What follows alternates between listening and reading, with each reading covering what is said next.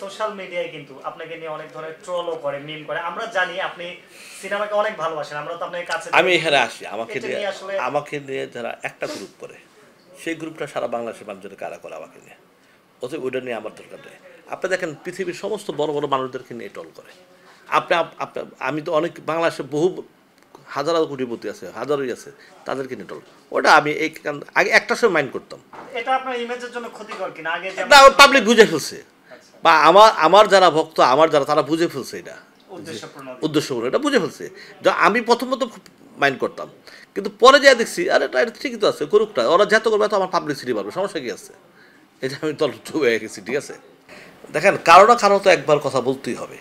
যেই কথাটা আমি বলছি হ্যাঁ আমার ছবি তারা নামাই দিছে, এটা তাদের ঘর, তাদের বাড়ি, তাদের সব কিছু নামাইতেই পারে, এটা তো আমাদের কিছু না। কিন্তু এই নামানটা আমাদের সিনেমার জন্য কতটুকু ভালো হয়েছে বা কতটুকু খারাপ হয়েছে, এটা দর্শক যদি বিবেকবান হয় বুঝবে। কারণ আমার ছবিটা শুক্রবার দিনও পর্যন্ত হাউসফুল থাকতো, হ্যাঁ, ভালো যেত আমার ছবিটা, রিভেঞ্জ ছবিটা, কারণ আমি জানি তো রিভেঞ্জ ছবিটা ভালো যেত।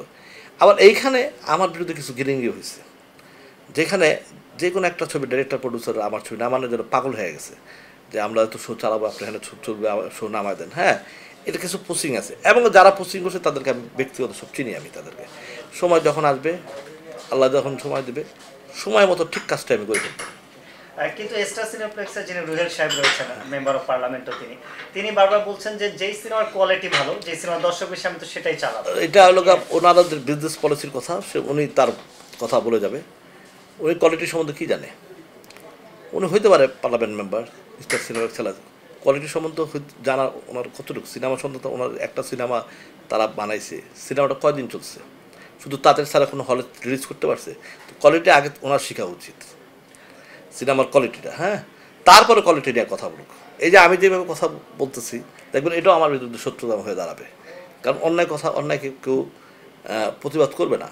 তা আমাদের ছবি কোয়ালিটিটা হচ্ছে, আমাদের ছবি চলতেছিল, তো আমাদের এটা বুঝলাম না, আমার ডেড বডি নিয়ে আপনি আমার কোয়ালিটি নিয়ে বলছেন, রিভেঞ্জ তো কোয়ালিটি ভালো ছিল, তো রিভেঞ্জটা তাহলে আপনি আমার নামালেন কেন?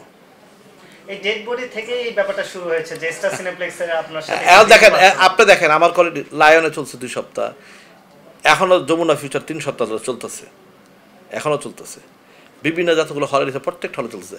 আগামী 12 থেকে কমসে কম 15 থেকে 20টা হলে রিলিজ হবে আবার এই 12 তারিখে, অলরেডি সব মোটামুটি কোয়ালিটি খারাপ হলে তো ওরাও নামায় দিত। এবং আগামী 12 তারিখে 20টা হলে আবার নতুন করে রিলিজ হবে রিভেঞ্জ। কোনো ছবিকে এভাবে রিলিজ হচ্ছে ঈদের পরে, এই আমারটা 12 তারিখে, মিলাই দেখেন আমার কথাটা, ঠিক আছে। এবং আমি এটাও বলছি, ছোটো হলে কিন্তু আমি এখনও দেবো না। এই সপ্তাহে চাইলে আমি অনেক হলে দিতে পারতাম, ঠিক আছে। এই যে কালকে শুক্রবার যাবে, দিতে পারতাম, আমি দিই না, কারণ ছোটো হলে আমি একবার বড় হল, মনিহার আমার জন্য অপেক্ষা করতেছে, সাহেবানি আমার জন্য অপেক্ষা করতেছে, অনেক বড় হল সব আমার জন্য অপেক্ষা করতেছে। তো আমি ওদেরকে দিয়ে তারপর আমি ছোটো হলে দেবো।